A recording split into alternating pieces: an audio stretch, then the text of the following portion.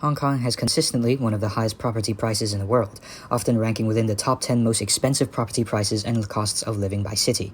The tremendous wealth gap of Hong Kong has created a lasting problem of housing inequality, which today remains as one of the most pressuring issues in the city, with more than 1.39 million people living in poverty, and around 108,000 subdivided flats inhabited by around 215,000 people. Living conditions in subdivided housing and similar situations are often poor and cannot meet basic sanitary and health standards, as well as lacking safety equipment.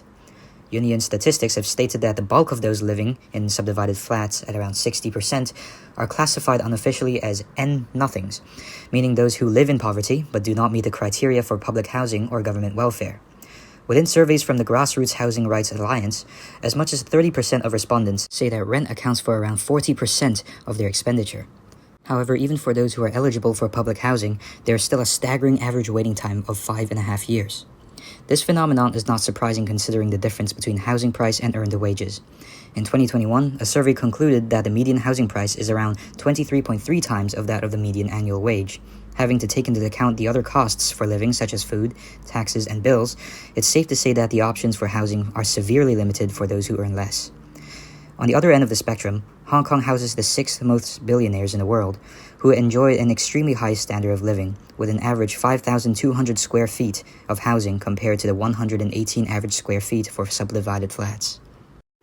NGOs and community groups have been working tirelessly to find effective solutions to reduce housing inequality and advocate for better conditions for residents living in subdivided flats.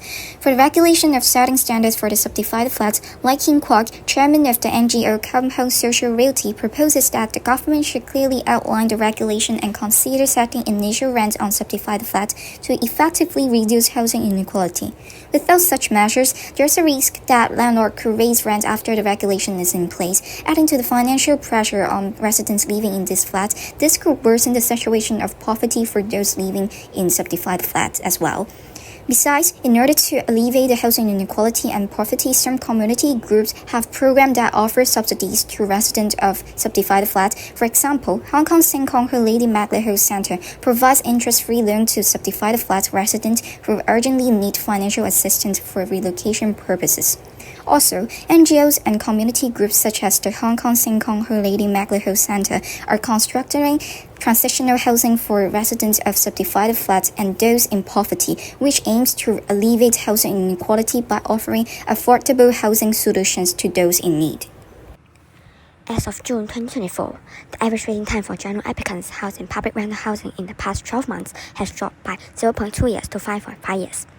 Despite the slight decrease in waiting time, the problem of many Hong Kong citizens living in subdivided flats with poor quality of life is still alarming. To solve this problem, an instant solution is not achievable. Therefore, the government launched some housing policies to improve the living conditions of tenants living in subdivided units in the short term.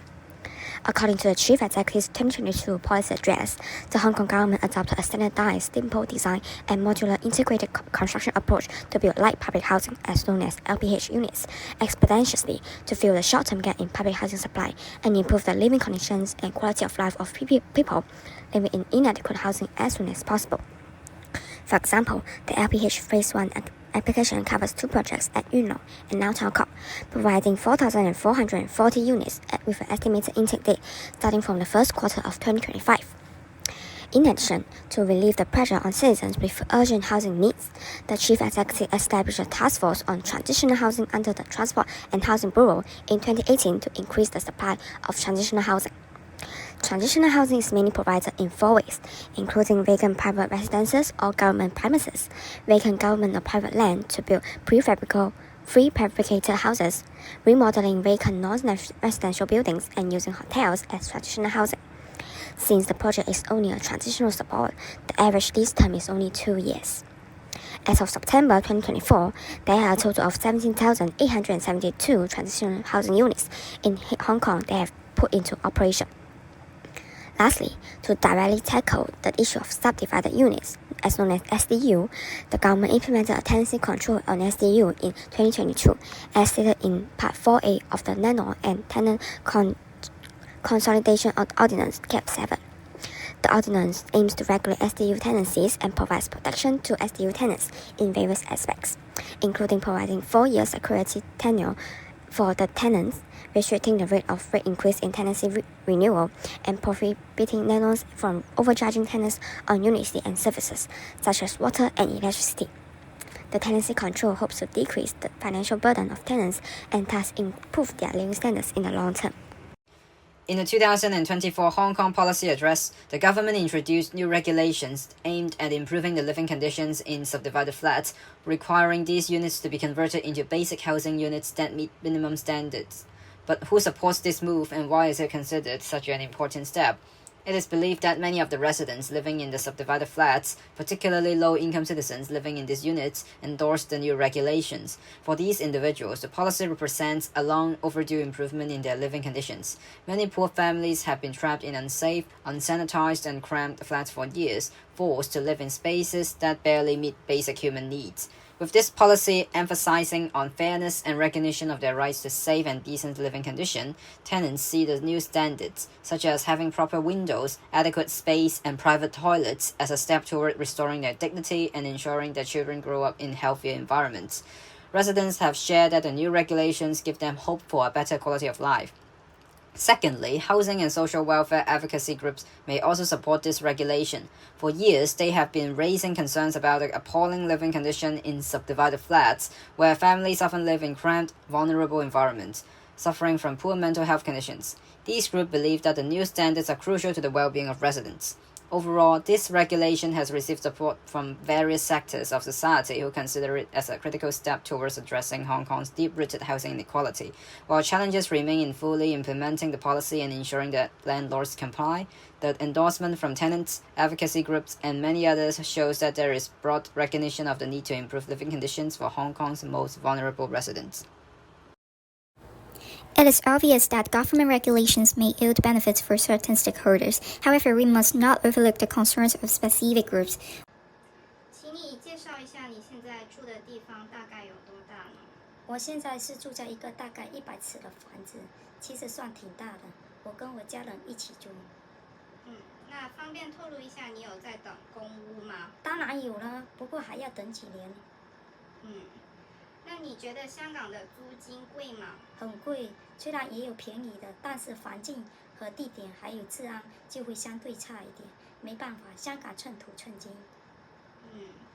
那想问一下你，就是现在政府就是有一个政策，就是把汤房就是有一个最低的标准，然后呢就很可能在不久之后就有很多不合规的汤房就没办法出租，然后汤房的供应就会变少了。那你觉得会对你们这些汤房的住户有影响吗？当然了，供应少了，那我们的租金就有可能会加。听说有些业主已经在加租金了，到时候我的租约满了，都不知道那个业主会不会加租，我都不知道有没有继续租下去。如果加租都不知道我租不租得起，租不起又要再找房子，到时候应该会很麻烦。选择少了，都不知道到时候会是怎么样子。那你觉得政府还可以怎么帮你们？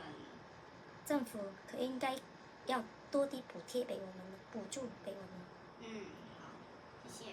While it is anticipated that the living conditions will improve following the implementation of this regulation, the 2021 population census reveals that there are currently 110,000 subdivided units in Hong Kong. If measures are taken to regulate these subdivided units, it is projected that approximately 10,000 units could be rendered illegal. Many low-income residents express worries that the government's actions to regulate subdivided flats may result in potential homelessness, particularly if they are unable to secure affordable housing alternatives.